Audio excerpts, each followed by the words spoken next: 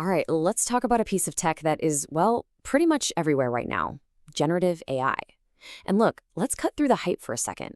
We're going to dig into how this technology is actually being used today to make art, to keep our data safe, and yeah, even to save lives.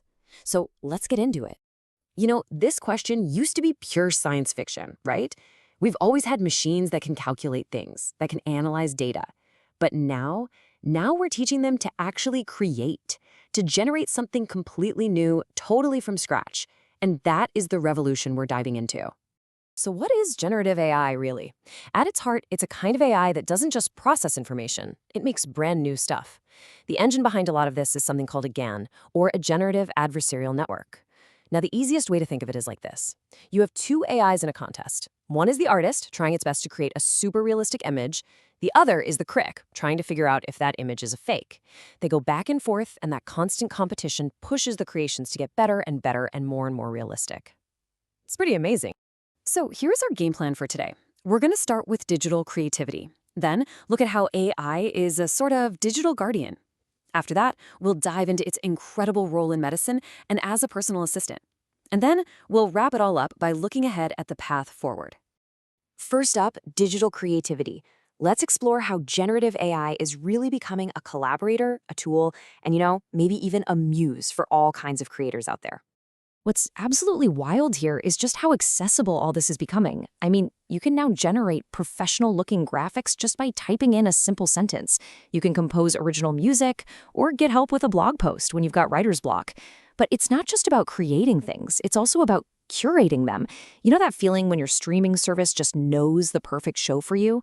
Yeah, that's AI working behind the scenes, personalizing a huge amount of what you watch to make it perfect for you.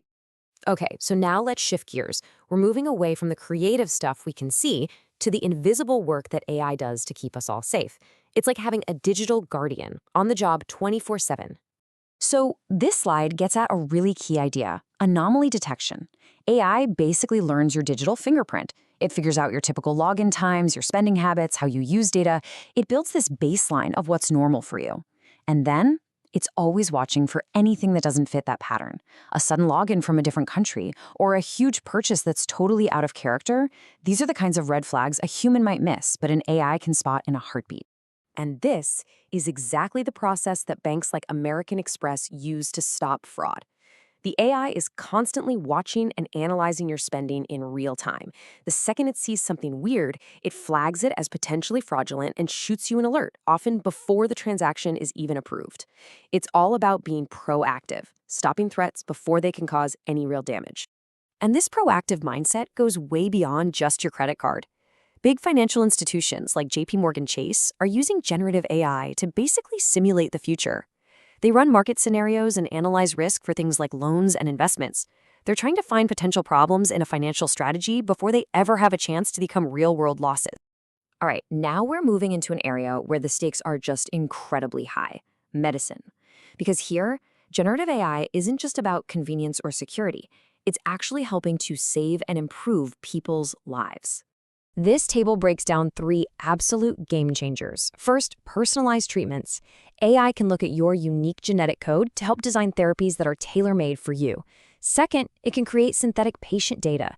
Now, this is huge because it lets researchers at places like the Mayo Clinic train new medical AI models without ever compromising the privacy of real patients.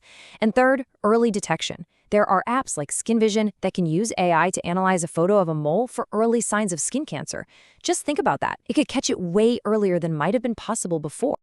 Okay, so from medicine, let's bring it back to our everyday lives. Because generative AI is also powering this new wave of personalized assistants that are making our digital world smarter and, frankly, a lot more customized to what we need.